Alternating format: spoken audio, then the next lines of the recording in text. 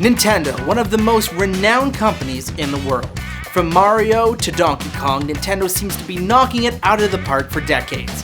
From a small Japanese arcade company to the worldwide gaming juggernaut, success seems to be connected to the name Nintendo. We're exploring one of Nintendo's biggest successes, the Super Nintendo Entertainment System.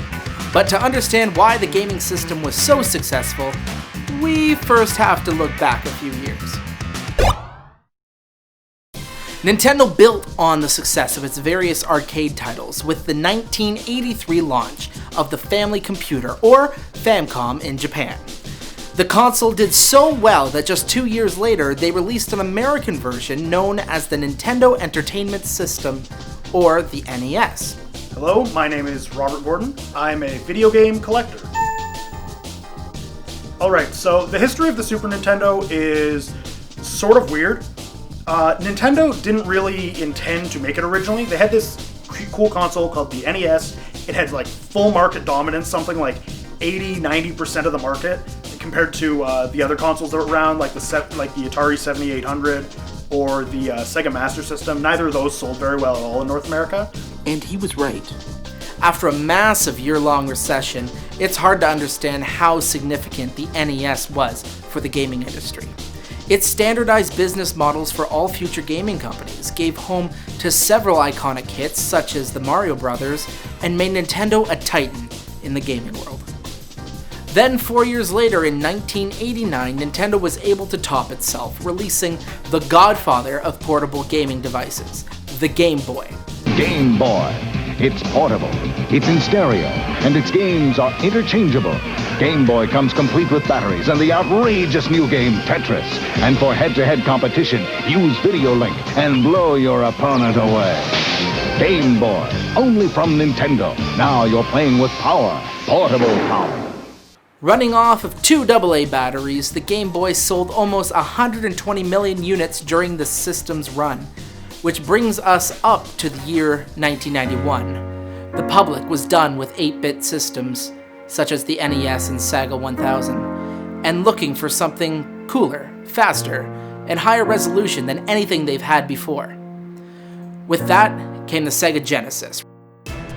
What's the hottest 16-bit video game system with true arcade games, great graphics, real challenge, stereo sound, and the hottest library too? With Genesis from Sega. Genesis, the new generation in video games. In North America, there was the NES, but at one point, this other rival company came along called Sega, and what they decided to do was release a more powerful thing, because they had the Sega Master System, but it was overall, it just wasn't competing in North America at all. It was doing pretty crappily. But they decided, you know what, let's just make something like way more powerful, let's blow the NES out of the water. This thing's been around for like almost a decade, it's kinda crappy, we can do way better, so introduce that.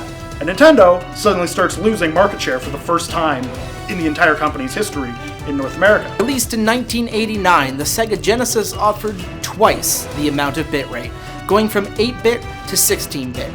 This was huge for the gaming industry, and for 2 years this pixelated juggernaut had the next-gen consumer base all to itself. But little did they know, a competitor was just around the corner.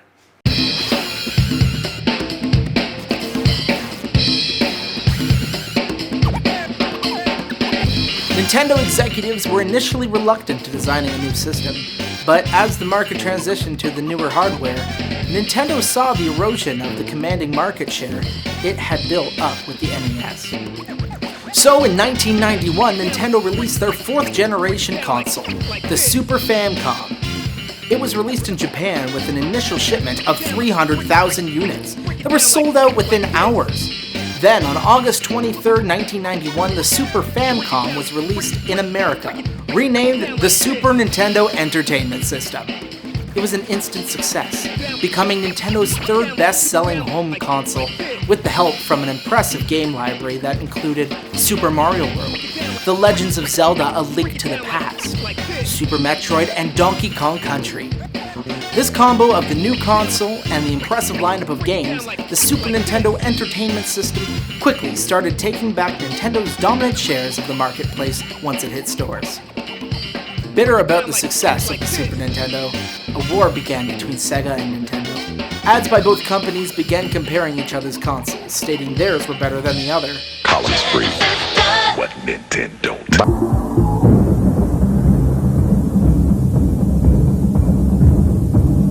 Sega had a very infamous advertising campaign where they'd portray Nintendo as like the slow, older, that's the kid's console. That's just a baby toy.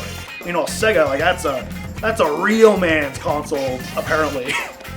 When the console war was over, the Super Nintendo had sold 49.1 million units around the globe, compared to the Sega Genesis's 29 million. While impressive, the system sold considerably fewer units than its predecessor, the NES, which came in around 61 million. But for 16-bit, the Super Nintendo won the 4th generation console wars. What made the Super Nintendo successful at the end of the day is what makes all successful game consoles successful. It had really good games. Nintendo just can't be beat when it comes to games in that era. Like, yeah, Sonic has Sega. You got like some sports games on the Sega systems that were exclusive, but Nintendo has Mario. They have Zelda. They have F-Zero. They have Donkey Kong. They have Metroid. They have Earthbound. Nothing comes even close in that era. So why was it a success? With the faster new 16-bit console and a killer lineup of your favorite characters, the Super Nintendo was definitely a success. And from 1991 to September 29, 1996, the Super Nintendo would dominate the gaming field.